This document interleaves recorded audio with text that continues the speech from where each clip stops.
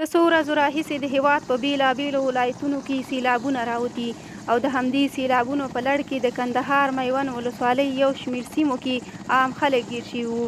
کله چې طالبان خبر شول، د جمهوریت څخه پاتې هوایي ځواکونو ته یې امر وکړ چې عاجل سیمې ته ورشي او په اوبو کې پاتې بند کسان وژغوري.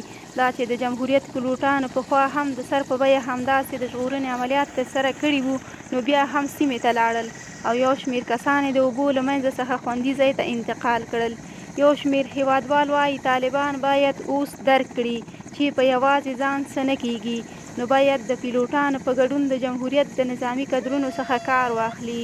خبریال عبدالحق عمري لیکلي، یو طالب لیکلي وو چې پخوا به دغه الوتکو خلک وژل او نن د سیلاب اخیستو ژوند ژغوري.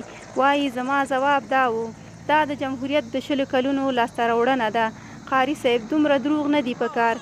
همدا هلیکوپټرې وې چې د تیرو کلونو په کندهار او مشرقي ولایتونو کې د سیلابونو پر مهال زرګونه افغانانو ژوند ژغوره.